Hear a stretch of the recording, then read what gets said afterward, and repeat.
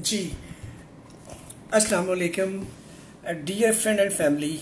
आज जैसा कि हमने टॉपिक को कल ही मेंशन कर दिया था कि आज हम बात करेंगे दायमी केरा नज़ला ज़ुकाम, जिसको इंग्लिश में हम राइनोसाइनोसाइटिस कहते हैं, इस टॉपिक के ऊपर। राइनोसाइनोसाइटिस का मफहूम ये होता है कि नाक की सोजिश जिसकी वजह से गले में केरा गिरता है। राइनोसाइनोसाइटिस क्यों होता है, इसकी अलामात क्या क्या हैं, इससे क्या क्या पेचीदगी लाहक होती है और इसकी तशख़ीस किस तरीके से होती है, इसका इलाज कैसे होता है, क्या केरे की वजह से बाल सफ़ेद हो जाते हैं, क्या केरे की शक्ल में दिमाग गुलकर बाहर आता है और दिमाग ज़ाया होता है। इस तरह के मुख्तलिफ सवालात, उनका जवाब आज के प्रोग्राम में जानिए। जी आगाज़ करते हैं अपने इस प्रोग्राम का। दायमी केरा नज़ला जितना नाक हमें नज़र आ रहा होता है, ये असल में उस ओरिजिनल नाक का तीसरा हिस्सा है। इससे 2 गुना नाक हमारा चेहरे की हड्डियों के अंदर मौजूद होता है, जिसको डॉक्टर हजरात या मुआयने के दौरान देख सकते हैं या उसके अलावा एक्सरे करके उसके ऊपर निशानात को देखते हैं। अगर नाक के सामने वाले हिस्से में प्रॉब्लम हो तो ये आगे को बहता है, जिसको हम दायमी नज़ला कहते हैं, और अगर किसी वजह से नाक के अंदर वाले हिस्से में प्रॉब्लम हो तो वो फिर हलक में गिरता है, जिसको हम दायमी केरा कहते हैं। तो असल में दायमी नज़ला या केरा एक ही चीज़ के 2 मुख्तलिफ नाम हैं। सिर्फ फ़र्क होता है कि नाक के सामने वाले तो वो नज़ला बन जाता है, और अगर वो अंदर वाले हिस्से में मौजूद हो तो फिर वो केरा बन जाता है। साल हर साल तक जब ये प्रॉब्लम बरकरार रहता है तो फिर उसकी वजह से बेशुमार पेचीदगियाँ भी जन्म लेती हैं, जिसमें माथे की जगह पे या आँखों के गिर्द या चेहरे के ऊपर दर्द का रहना, नाक बंद रहना, सांस में घुटन का एहसास होना, खराटों की आवाज़ का पैदा होना, और बसा औकात जब ये राइनोसाइनोसाइटिस या दायमी नज़ला और केरा साल हर साल बरकरार रहता है तो इसका असर फिर कानों पे जाहिर होता है।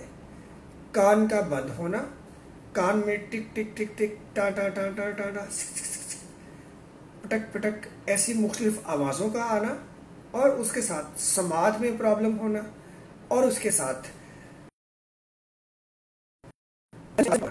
ये साइनस के प्रॉब्लम का जब वो एक अरसा तक रहता है तो पेचीदगी की एक शक्ल हो जाती है, और बसा औकात कानों का बहना भी साइनस प्रॉब्लम के साथ शुरू हो जाता है। केरे का मसले की तशख़ीस अमूमन डॉक्टर हज़रात या हम मरीज़ से सवाल जवाब में ही कर लेते हैं, और बाज़ औक़ात उसको कन्फर्म करने के लिए हमें एक्सरे या सीटी स्कैन की ज़रूरत पेश आती है। जब हम एक्सरे कराते हैं तो उसमें नाक और नाक के साथ जो चेहरे की हड्डियां हैं, यहाँ पे खाली जगह होती है जिसको साइनस बोलते हैं, उसे देखते हैं। माथे में खाली जगह होती है जिसको हम फ्रंटल साइनस कहते हैं, उनको देखते हैं। और कुछ गहराई में अंदर नाक की हड्डी के उस पार खाली जगह होती है जिसको एथमॉइडल साइनस कहते हैं, तो ये इनको देखते हैं। अगर दायमी केरा और नज़ले का प्रॉब्लम स्कूल के ज़माने से या बचपन से ही शुरू हो जाए, 2-3 साल की उम्र से शुरू हो जाए, तो उन बच्चों में भी देखने में आता है कि उनका गला अक्सर ख़राब रहता है, टॉन्सिल्स बड़े हो जाते हैं, और टॉन्सिल्स के ऑपरेशन तक की नौबत आ जाती है। लेकिन असल अगर इस बात पे गौर करें तो बच्चों में टॉन्सिल्स का प्रॉब्लम हमेशा से या अक्सर औकात नाक में जाने वाले केरे की वजह से होता है, नाक से हलक में जाने वाले केरे की वजह से होता है। हम जो बड़े होते हैं, हमें नाक को साफ करना या गले में जाने वाले केरे को निगल कर आगे ले जाना ये आता है। छोटे बच्चे ये नहीं कर पाते, जिसकी वजह से अक्सर उनका गला ख़राब रहता है और टॉन्सिल्स इलार्ज हो जाते हैं। और बसा औकात कुछ मरीज़ जो हमारे पास जवानी या बुढ़ापे की हालत में आते हैं, लेकिन केरे का मसला साल से चल रहा होता है, तो उनमें भी टॉन्सिल्स हमें एनलार्ज या बड़े साइज के देखने को मिल जाते हैं। केरे का इलाज बहुत आसान और सिंपल तरीके से हो जाता है, जिसके लिए नाक में डालने के लिए स्प्रे तजवीज़ करते हैं। स्प्रे के इस्तेमाल से दायमी केरा या नज़ले का मर्ज़ 90% से 95% तक कंट्रोल हो जाता है, और उसके साथ कुछ और दवाइयाँ जो है ना चंद दिनों के लिए इस्तेमाल करनी पड़ती हैं। स्प्रे का इस्तेमाल अमूमन हमें एक दफ़ा या दो दफ़ा, 1 या 2 माह या 3 माह तक हमें करना पड़ता है, जबकि जो खाने वाली दवाई है वो आमतौर पे 5 दिन, 6 दिन या 10 दिन के अंदर देते हैं। केरे के बारे में अमूमन ये ख्याल है कि केरा जब होता है या ज़ुकाम या नज़ला जब रहता है तो सर के बाल सफ़ेद हो जाते हैं। ऐसा हरगिज़ नहीं है, ये पब्लिक में आम तासुर है, लेकिन मेडिकल रिसर्च के अंदर ये बात साबित नहीं है। सर के बालों के सफ़ेद होने में केरे के मर्ज़ का कोई रोल नहीं है। इसके अलावा अमूमन ये ख्याल है कि जब केरे का मर्ज़ रहता है, साइनस का प्रॉब्लम रहता है, तो उसकी वजह से दिमाग घुल कर नाक के रास्ते बाहर आता है या गले में जाता है। ये बात भी मेडिकल रिसर्च से साबित नहीं हो सकी। असल में ये नाक की रतूबत होती है, जैसे हम आलू काट के उस पर नमक छिड़कते हैं तो उसके अंदर से पानी बाहर आ जाता है।